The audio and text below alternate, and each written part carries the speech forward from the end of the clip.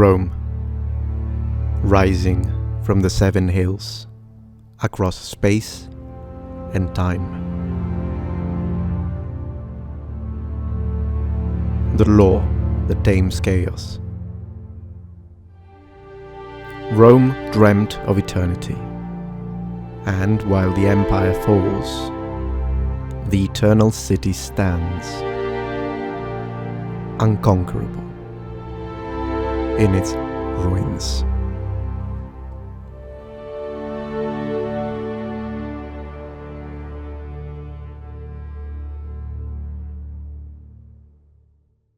Hey noble one, so today I'd like to explore a little bit more in details this idea of the origins and foundation of Rome. Now a lot of you are very interested in Rome, and I think we are all familiar here with the official, we could say state officially sanctioned date of the foundation of Rome being 753 BC. And whenever we think about the founding of Rome, we also connect this to the mythological stories, the traditional accounts, the idea of Romulus and Remus, the story of the she-wolf. I think we all have heard of this, whether you be an amateur when it comes to history, whether you be like someone with a PhD, specifically as a classicist. With that being said, today I want to go deeper than that, all the way back to the origins of the Latins as a people. And note that I'm using the word origin on purpose. You'll see why in a second. There is one thing that I'd like to underline just for precision's sake, and also to make sure that everyone has a clear understanding of what we're talking about when discussing Italy as a peninsula geographically, but in classical antiquity. So today when we look at Italy, my home country, we think, okay, yeah, we've got Italy and Italy has got Italians, end of the story. But when it comes to classical antiquity, particularly at the very beginning, so not during the Empire, Principate or Dominate, not during the Republic, not during the Kingdom, but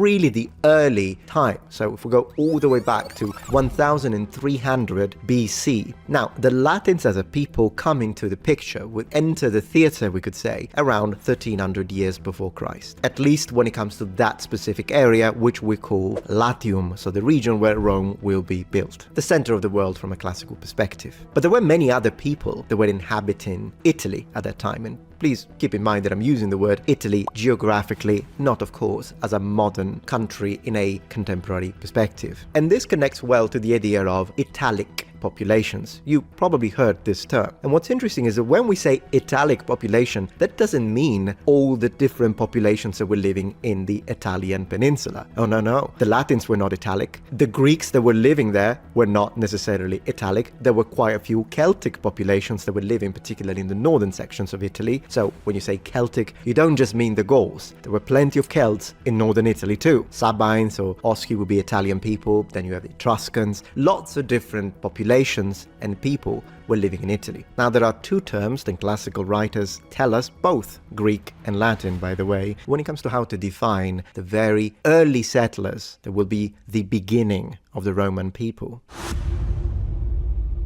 Pliny, Virgil and Titus Livius refer to them with the Latin term aborigines. And yes, I know it sounds familiar, it sounds a lot like the term aborigines, and that's exactly where that word comes from. It's just that in Latin, ab, at, origines, origin, at origin, so the original. The other term, still used in classical antiquity to refer to this enigmatic population, it's used by Ennius, it's the word cascae, which comes from archaic Latin cascus, which actually meant the ancient ones. The earliest classifications for the Latin people that we have in our record are either the originals or the ancient ones. And I must say thank you to the friend of the channel and researcher for the channel, Dr. Canestrelli, for finding these excellent adjectives, because of course, credit where credit is due, link in the description to his fantastic channel. As he, however, eloquently points out, these are not ethnonyms, and that's an important element that we need to discuss. These are adjectives, as I just said. These are not terms that are necessarily used as a way to classify the entire people. That's not how they, most likely, classified themselves, but it's how people, so the ancient Romans and the Greeks afterwards, would classify them. The ancient ones, the originals. And by extension, what about the etymology or the original meaning of the word Latium, which is of course the region where Rome resides?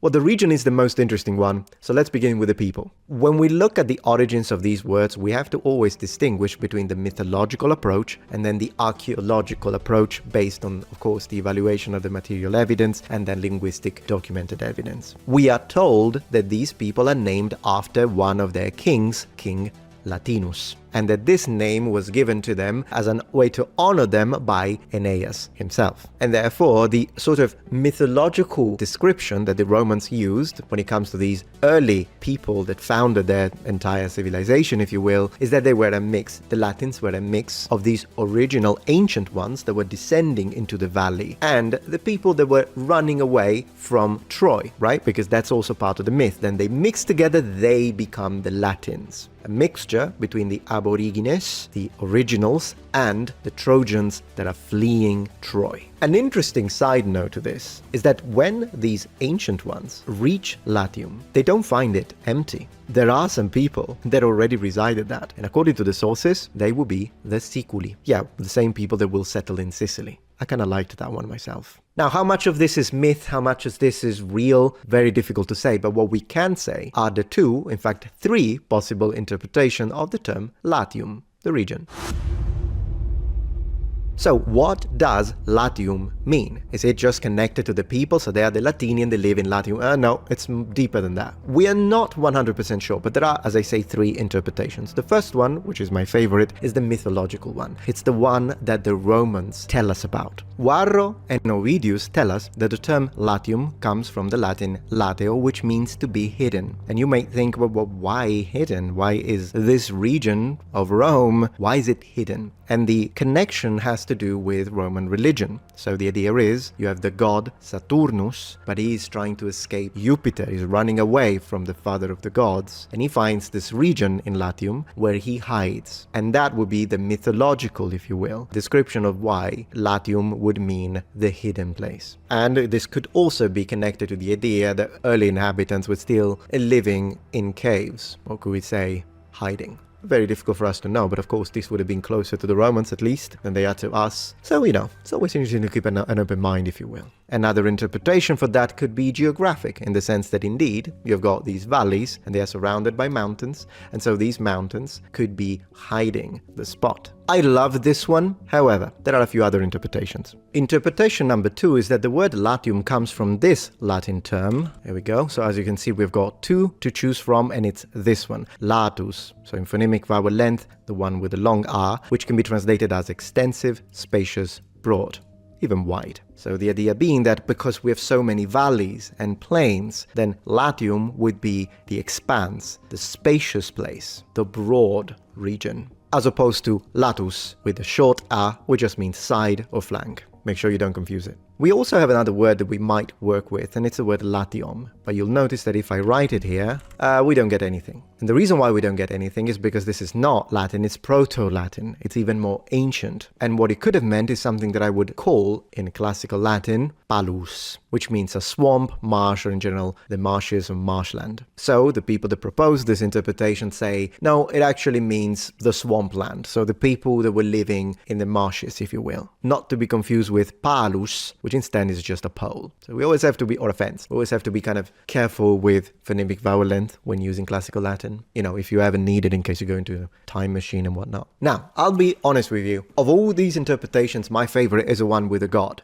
Saturnus hiding from Jupiter. I love that. The Romans love that. I think that's what we get from the ancient sources. Regardless, we don't really know which one of these is. I'll have to ask Dr. Canestrelli if he has a favorite, in fact. Once he lets me know, I'll put it in the description. But for now, this is what we know when it comes to the origins of probably one of the greatest civilizations in the history of mankind, the Romans. Okay, now, since this is a little bit of a video where we, as you see, try to understand and fully comprehend the origins, in this case, of a people, I kind of want to dive a little bit deeper into this when it comes to how we can understand or sometimes extrapolate the origins of something through etymology.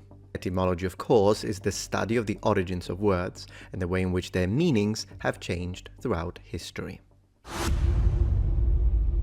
In order to briefly illustrate this point, I would like to now dedicate a small little section to Roman armor, and specifically the lorica hamata, which is how we usually describe, with a modern Latin neologism created by classicists in the modern period, the sort of mail armor, sometimes called chainmail, that the Romans were using. But today we're gonna very briefly touch upon some of the points, particularly with the sources, that have to do with this concept of origins in connection with this type of armor. If we want to know, for instance, where does the lorica hamata come from, what's the origin? Well, first we're gonna go and have a look at the history, and it is most likely connected to the 3rd century BC. In fact, the last quarter. The Romans never refer to the lorica hamata as a lorica hamata. This name never appears in the sources, but it is an interesting guess, because even though the word or lorica hamata don't appear, the word hamus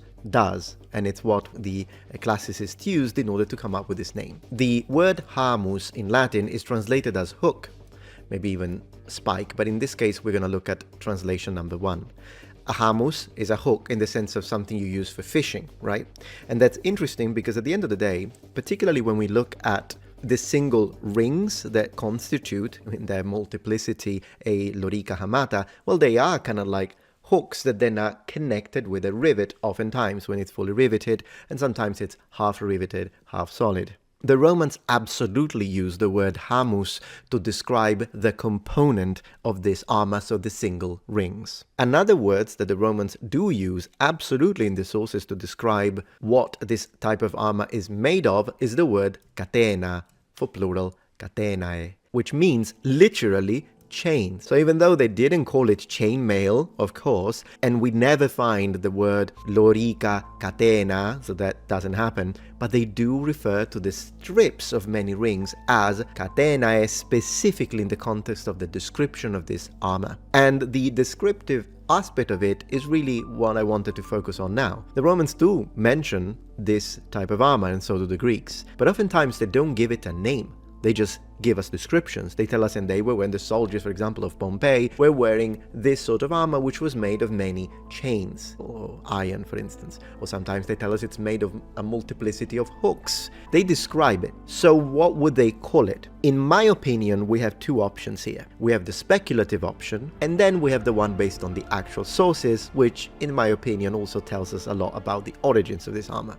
So the speculative one, or the speculative explanation, is really to say that they just called it armor, because do keep in mind that this was the most common type of armor, the one that was used the longest throughout the Republic in all of its different iterations, all the way up to the Empire, and even during the Empire Principate, even though the lorica segmentata, the segmented one, it starts to be used, of course, and it becomes quite popular as well. Mail never goes out of function or action, it's always used, and then eventually the lorica segmentata, after about 300 years, we believe, will stop being produced, but hamata continues in its later iteration that will become popular during the Dominate, which is the version without the humeralia, so without the shoulder reinforcements, which, as you know, will then continue to be used throughout the Middle Ages as the basis for mail. If it was this common and it was this typical, it's very probable that even though there were other types of armor, that this one was just called armor.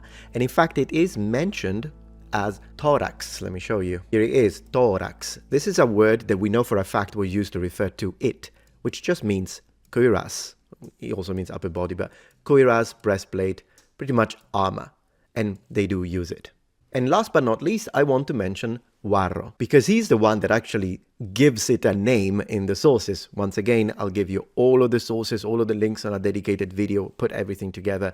Now we are just chatting. But Varro gives it a name specifically and calls it lorica gallica. Now what does that tell you? Well, it connects with that 3rd century BC that I mentioned as we started this section, because the Romans, during that period, in that specific period of time, were fighting against the Gauls, specifically the Gauls of Cisalpine Gaul. And guess what?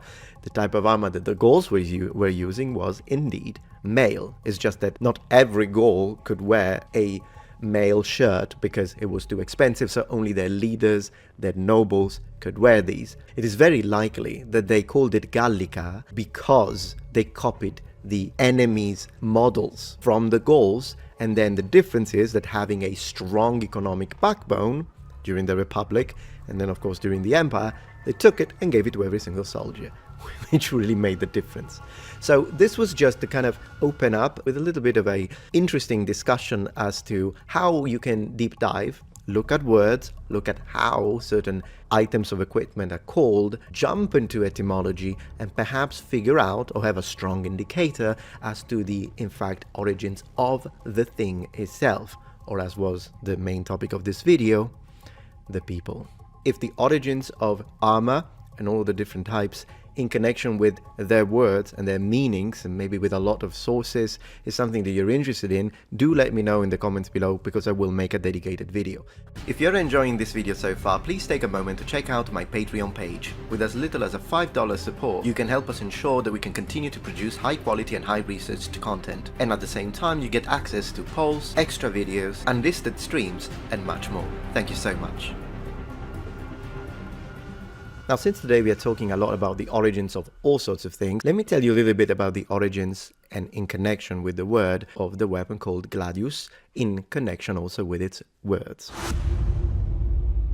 So, to cut a long story short, there are multiple subcategories of Gladius, and you're probably familiar with that. We have the Pompeii Gladius and Mainz Gladius, but one of these is called Gladius Hispaniensis. Let me show you this word very quickly. There it is, Hispaniensis, which means, as it says here, Spanish. Now, of course, Spanish might be a little deceptive in the sense that in this specific time, we're talking about the whole Iberian Peninsula. Now, in the 5th century BC, the Iberian Peninsula was infiltrated by the Celts, in the sense that there was a reasonable relocation of some Celtic tribes, which not only brought their culture, but also their material culture with them, including swords. In this specific time period, the sword that the Celts were using was called the Latin B, which was a type of relatively longish iron sword that was used mostly for slashing motions. But then these people, together with the local smiths, will create a little bit of a hybrid sword between the swords used by the local populations, indigenous populations, and these swords manufactured by the Celts.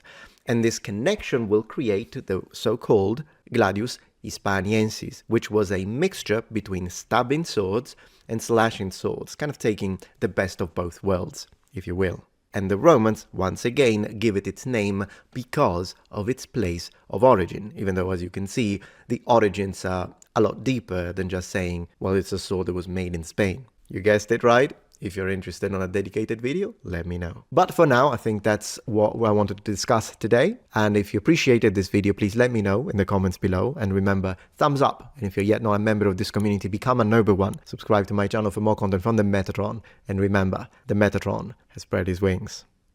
Goodbye. If you're enjoying this video so far, please take a moment to check out my Patreon page. With as little as a $5 support, you can help us ensure that we can continue to produce high quality and high researched content. And at the same time, you get access to polls, extra videos, unlisted streams, and much more. Thank you so much.